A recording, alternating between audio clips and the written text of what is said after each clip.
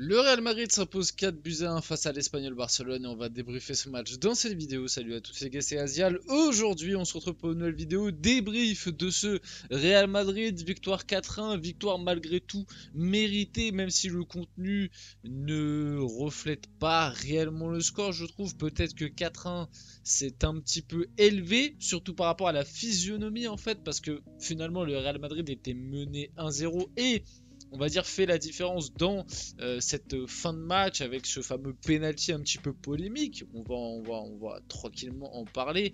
Bien évidemment, mon avis va être plutôt clair. Il y a eu la rentrée de Vinicius qui a fait beaucoup de bien à cette équipe et ça fait plaisir parce que Vini il était sur un début de saison très mitigé, voire même mauvais si on doit être honnête, mis sur le banc. Je pense que c'était pas une sanction, je pense que c'était plus dans une logique de turnover, plus que de réelle sanction de mettre Vinicius sur le banc, mais bah, c'est quand même lui qui est sorti dans les 3 de devant, donc attention par rapport à ça. Et il est rentré, il a fait une très bonne entrée, pour moi c'est limite lui qui, enfin oui c'est lui qui pour moi change vraiment le match et permis au Real de l'emporter. Donc pas mal de choses à voir et à dire. Avant que la vidéo commence, n'hésitez pas à la liker, commenter, partager et vous abonner. Ça fait toujours plaisir et ça aide pour le développement de la chaîne. Et nous, on va pouvoir y aller dès maintenant. Commençons par la composition de ce Real Madrid. Donc on avait Courtois au cage, auteur d'un CSC en plus. Bon, sur l'action, c'est quand même assez compliqué. Je sais pas trop qui incriminer parce que elle est touchée par Arda Güler, ça lui passe un peu entre les jambes. Il a le réflexe de vouloir fermer et du coup il se la met contre son camp. Après le match qu'il a fait face à Stuttgart, franchement c'est très très dur d'en vouloir à Courtois. En plus au final tu gagnes 4-1. Donc passons par rapport à ça. On avait une défense, Carvajal, Tchouaméni, Militao, Fran Garcia. Tchouaméni que encore une fois, perso, moi j'aime bien Tchouaméni, défenseur central. Alors, il me semble qu'il l'avait dit lors d'interviews, etc., que lui il aimait pas jouer à ce poste, mais il le faisait, voilà, quand fallait le faire, il le faisait pour le bien de l'équipe et tout. Mais que, un peu comme Kamavinga, quand il jouait latéral gauche, il disait que non, il aimait pas jouer là, mais qu'il le faisait bah, parce que voilà, t'es au Real Madrid, quand Ancelotti te dit bon, bah faut que tu joues là, tu joues et tu t'es, mais que t'aimais pas, mais. Chouameni défenseur central, moi j'aime bien. Franchement, j'aime bien. Et, euh, et limite dans certaines. Ouais, dans certaines phases, dans certaines idées de jeu, je pense qu'il peut rendre de. Enfin, cette année ça va parce que t'as Militao, t'as Rudiger. La Rudiger était sur le banc pour faire tourner un peu, donc ça va. Et t'as Alaba qui, bon, normalement devrait revenir un jour. Donc t'as des centraux. Mais Tchouaméni, défenseur central, moi je trouve que c'est une option viable, hein. À voir comment va évoluer sa carrière. Mais moi je serais pas choqué que Tchouaméni finisse sa carrière à ce poste-là parce que je trouve qu'il répond présent personnellement. Militao, Fran Garcia j'aime bien. J'aime bien Fran Garcia depuis le début de saison, surtout qu'à contrario, Mendy fait pas un très bon début de saison, je trouve. Fran Garcia, c'était très compliqué l'année dernière quand il jouait, et là, le début de saison de Fran Garcia, j'aime bien, il prend un peu plus d'initiative. Il a quand même ce côté très tonique. Moi, j'aime bien, très vraiment pile électrique. Moi, j'aime beaucoup son début de saison. En plus, il a tenté des frappes pendant ce match. Donc intéressant à suivre. Faut pas oublier que ça reste encore un jeune joueur. Peut-être qu'il peut se développer un peu comme un Carvajal de son côté. Carvajal qui finalement a commencé à être vraiment titulaire en puissance au Real assez tard. En termes d'âge en tout cas, peut-être qu'on verra un Fran Garcia qui d'ici 1 ou 2 ans prendra ce rôle de latéral gauche. Et de base, on s'y attendait pas forcément. Parce que bon, il y a toujours Alphonso Davies, hein, on ne sait pas s'il viendra ou pas, mais en tout cas, Fran Garcia, c'est plutôt intéressant. En plus, Ferland Mendy a prolongé il n'y a pas si longtemps que ça. Donc, on va voir comment ça va évoluer par rapport à ça. Le milieu de terrain, Bellingham, Modric, Valverde.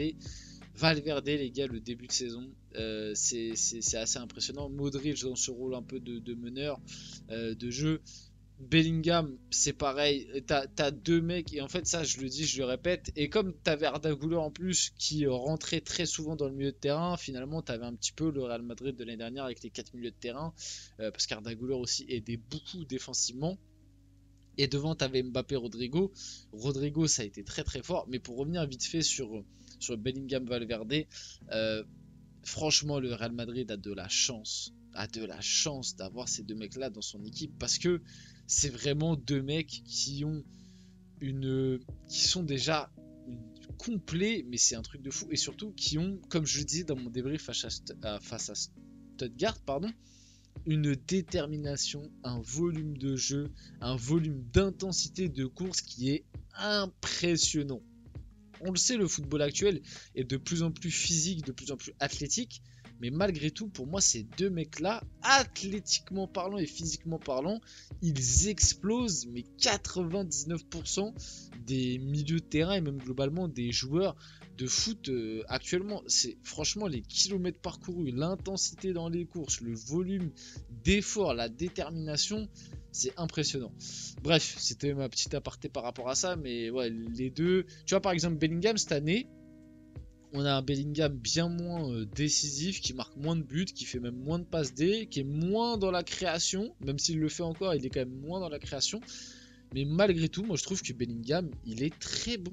Il est très bon. Et Bellingham, il revient un petit peu à son rôle de base de numéro 8. Et moi, je trouve que ça lui convient aussi très bien. Alors du coup, comme il marque moins, il est moins décisif, bah, on parle moins de lui. Mais pour moi, Bellingham, il fait un bon début de saison. C'est franchement, et pour moi, il va être essentiel dans cette équipe, surtout si tu veux garder les trois de devant. Mais même sans garder les trois de devant, il sera essentiel dans cette équipe, bien évidemment.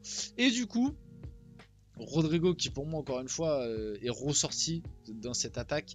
Mbappé, ça a été, mais Mbappé, pour moi, il y a encore une fois, en fait, le truc qui me fait rire par rapport à Mbappé, c'est que à chaque match, en ce moment, il marque et tout. Bon, là, c'est un penalty en plus. Pour moi, le penalty, bon, il n'a pas lieu d'exister. Il marque sur penalty, mais moi, en fait, il y a toujours un truc qui me chagrine. Soit avec Mbappé, c'est soit le match est pas mal, mais tu l'as senti un peu individualiste. Soit tu te dis, ah, le match est pas mal, mais il a pêché à la finition. Soit tu te dis, ah, le match est pas mal, mais il n'a pas été en relation avec le reste de l'équipe. Et là, sur ce match-là, bah, ça a été un petit peu ça, quoi. C'est-à-dire que son match est pas. Mais bon, à l'échelle d'un Mbappé, pour moi, c'est très faible, encore une fois. C'est pas un grand match du tout. C'est un bon match par rapport au Mbappé qu'on a depuis, on va dire, 6 mois. Mais c'est pas ouf. Et moi, encore une fois, je ne l'ai pas senti un déchet devant le but qu'il n'avait pas forcément les années précédentes. Et même dans sa relation, alors oui, il fait une passe décisive à Vinicius, mais même dans sa relation par rapport au reste de l'équipe, bah, je le sens pas encore dans le moule en fait. Je le sens pas encore dans le moule. Tu vois, quand Vinicius il est rentré, directement, passe décisive pour Rodrigo, tu vois, ils savent.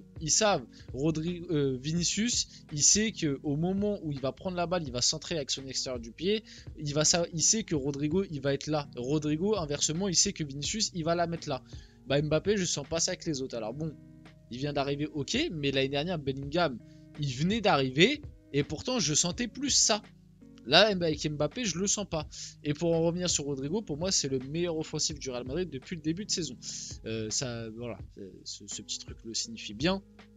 Dans le jeu, encore une fois, il a été très bon. À gauche, moi, tu m'enlèveras pas de la tête, hein. Il fait le taf aussi à droite, mais quand il joue à gauche, c'est vraiment un joueur spécial. C'est un joueur spécial. Et je pense que les fans du Real Madrid, ils l'oublient souvent. Parce qu'ils ont eu Vinicius, parce qu'ils ont Bellingham, et parce que cette année, tu as la hype Mbappé qui est arrivée. Mais vous vous rendez pas compte à quel point Rodrigo, c'est un joueur spécial. Et Rodrigo, il irait dans n'importe quel club à l'heure actuelle en dehors Real Madrid, il serait titulaire indiscutable. Rodrigo à City, il serait titulaire à gauche. Rodrigo au Bayern, je pense qu'il serait titulaire à gauche aussi. Au PSG, il serait titulaire à gauche, bien évidemment.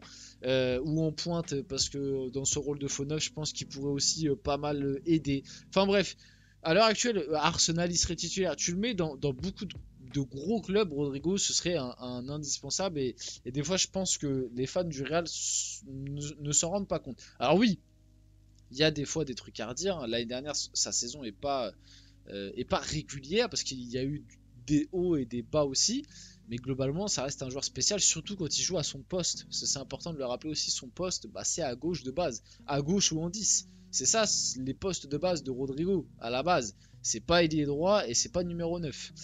Du coup le 1-0 comme j'ai dit c'est Thibaut Courtois. Il y a eu l'égalisation 5 minutes après par Carvajal, petite boulette du gardien sur l'égalisation, sur le centre de Bellingham qui lui passe en dessous, mais le gardien de l'Espagnol Barcelone avait fait un match exceptionnel, donc bon on peut lui pardonner cette petite erreur. Donc il a été buteur Rodrigo. Comme j'ai dit, sur une magnifique passe D de Vinicius qui est rentré, qui a aussi marqué, sur une passe D d'Mbappé, l'appel est beau, la finition est belle, pied gauche. Vinicius qui a fait une très grosse entrée et ça peut laisser prévoir un gros Vinicius sur les prochains matchs. Et du coup, en fin de match, comme je vous l'ai dit un peu plus tôt, pour moi, il n'y avait pas pénalty sur Hendrick. Hendrick qui a fait une bonne entrée, encore une fois. Mais pour moi, il n'y avait pas pénalty, il y avait faute. Mais Hendrick n'est pas dans la surface au moment où la faute est faite. Il se jette dans la surface quand il tombe, mais il n'est pas dedans au moment où la faute est faite. Donc il n'y a pas pénalty. Malgré tout, du coup, ce pénalty permet à Mbappé de marquer. Et pareil, tu peux te poser la question, est-ce que t'aurais pas pu laisser le penalty à Hendrick, mais bon. On va finir la vidéo là-dessus. J'espère que cette vidéo vous a plu. Si c'est le cas, n'hésitez pas à la liker, commenter, partager et vous abonner. Les gars, c'était Azial. On se retrouve très rapidement pour une prochaine vidéo.